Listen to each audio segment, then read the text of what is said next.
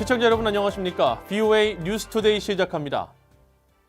미국과 유럽, 아시아 의원들이 민주주의 가치를 보호하는 공동 대응 전략 마련을 위해 독일 미넨 안보회의에서 자유세계 발전위원회를 발족했습니다. 북한을 포함해 러시아와 중국, 이란의 위협에 공동으로 대응하기 위한 취지입니다. 첫 소식 이주은 기자가 보도합니다.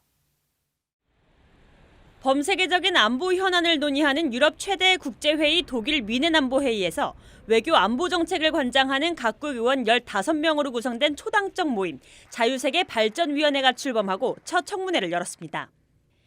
미국, 호주, 영국, 캐나다, 프랑스, 독일, 이탈리아, 일본 등 서방 8개국 출신의 의원들로 구성된 이 위원회는 앞으로 러시아의 선거 개입과 정보 유출 논란에 대북 제재 위반 혐의 등으로 미국에서 기소된 5G 이동통신망 업체 중국 화이의 문제를 논의할 예정입니다.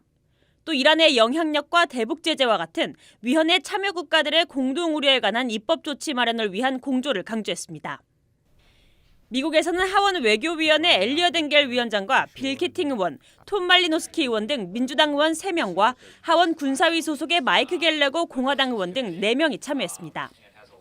최근 발효된 새 대북제재법 원비어법을 주도한 민주당의 크리스 펜놀런 상원 의원은 적국에 대한 미국 의회의 역할을 강조하면서 북한과 거래하는 기업의 세컨더리 보이콧, 즉 제3자 제재를 가하는 원비어법 제정을 대표 사례로 꼽았습니다. 이어 미국의 해외 지도력과 신뢰도가 약화됐다면서 적국의 책임을 묻는 동시에 동맹을 강화하는 미국 의회의 역할이 중요한 시점이라고 지적했습니다. 말리노스키 의원은 전 세계에서 민주주의와 독재주의 사이에 투쟁이 있다는 점을 매우 잘 알고 있기 때문에 우리는 이 자리에 모인 것이라고 밝혔습니다. 1963년 미넨 안보회의 창설 이래 처음으로 참석할 것으로 알려졌던 북한은 회의 개최를 며칠 앞두고 불참을 통보했습니다. 서방 국가 의원들로 구성된 자유세계발전위원회는 중국의 위협 해결을 위한 공동 전략을 주제로 올해 2번째 청문회를 워싱턴에서 개최하기로 했습니다. VOA 뉴스 이존입니다. 미국 민주당 상원 의원들이 오는 11월 미국 대통령 선거를 앞두고 북한 등 적대국들의 악성 행위에 대응하는 총괄 기관 신설에 속도를 낼 것을 정보 당국에 촉구했습니다.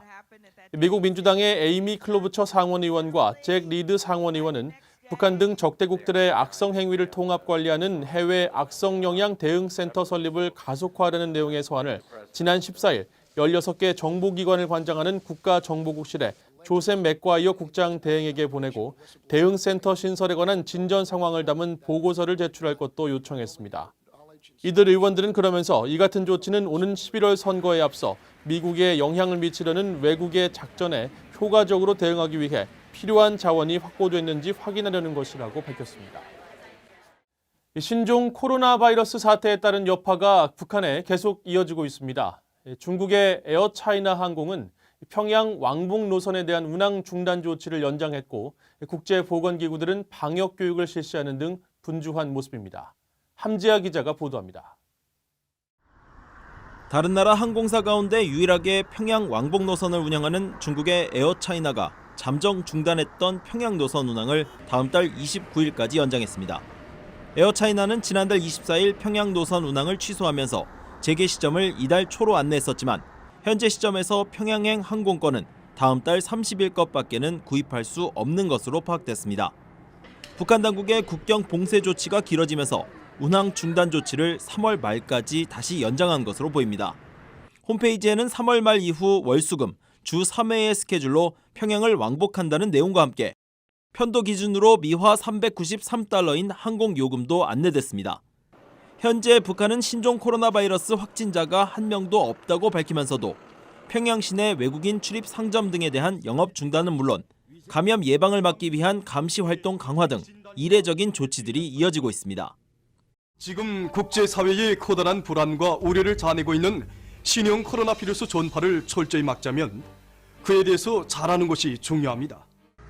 국제보건기구들도 분주하게 움직이고 있습니다.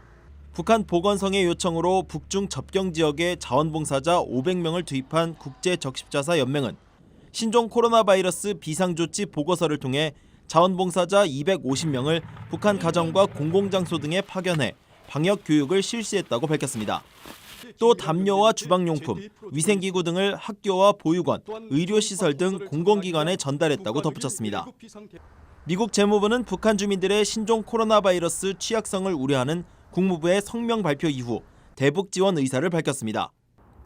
재무부 대변인실 관계자는 BOA에 신종 코로나 바이러스와 관련한 대북 인도주의 지원단체들의 요청 사항 등에 대해 협력하면서 대북 지원 노력에 전념하고 있다고 밝혔습니다. BOA 뉴스 함지아입니다. 유럽연합 EU가 북한 인권 상황에 대해 심각한 우려를 표하고 인권 범죄를 저지른 북한인들을 처벌할 수 있는 UN 조사위원회와 국제기구를 적극 지원하겠다는 뜻을 밝혔습니다. 유럽연합은 17일 발표한 성명에서 올해 유럽연합의 인권 최우선 과제 가운데 하나로 북한 인권을 꼽으면서 잔인하고 비인간적인 대우와 고문, 처벌이 광범위하게 이루어져 심각히 우려되는 국가 중 하나로 북한과 함께 리비아, 미얀마, 시리아 등을 지목했습니다. 유럽연합은 또 최근 북한과 미얀마, 시리아 등의 사례에서처럼 중대한 인권 범죄를 저지른 자들을 처벌할 수 있는 기반 마련을 위해 유엔이 위임한 조사위원회와 국제기구에 대한 지원을 지속적으로 펼쳐나갈 것이라고 밝혔습니다. 유럽연합은 지난해에도 북한 인권 문제를 최우선 과제 가운데 하나로 채택한 바 있으며 2005년부터 유엔에서 일본과 공동으로 북한 인권 결의안을 제출해 북한 인권 문제를 국제사회에 알리고 있습니다. 다음 달에 열리는 3월 유엔 인권이사회 회의에 앞서 45개 비정부 기구와 국제 인사들이 아베 신조 일본 총리에게 북한 인권 결의안을 추진하라고 촉구했습니다. 이들 기구와 인사들은 17일 공개된 아베 총리에게 보낸 서한을 통해 지난해 북한 인권 결의안을 주도하지 않은 일본 정부 결정에 대해 우려한다면서 이 같은 북한 인권 결의안 추진을 촉구했습니다. 이들은 또 일본의 완화된 대북 압박은 북한의 인권 상황을 개선시키거나 일본인 납북자 문제를 해결할 수 없다면서 일본 정부는 북한 인권 문제를 대북 협상의 우선순위로 다뤄야 한다고 밝혔습니다. 아베 신조 일본 총리가 지난해 북일 정상 간 새로운 선언을 검토할 수 있다는 뜻을 북한에 전했던 것으로 알려졌습니다. 아베 총리는 지난해 5월 북한 김정은 위원장과 전제 조건 없는 정상회담 의중을 표명하면서 지난 2002년에 있었던 북일 평양 선언을 토대로 새 북일 정상 선언을 만드는 방안을 북한 측에 타진했었다고 일본 교도통신이 17일 보도했습니다. 아베 총리는 특히 2002년 북일 평양 선언 체결 때와 달리 양측의 지도자가 바뀌었다는 점을 거론하며 새 시대에 어울리도록 북일 평양 선언의 서명자를 변경할 필요가 있다는 뜻을 북한 측에 전한 것으로 알려졌습니다.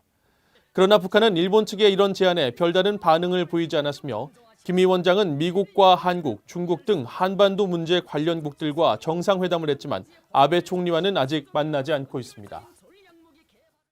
이상으로 BOA 뉴스투데이를 마칩니다. 시청해주신 여러분 고맙습니다.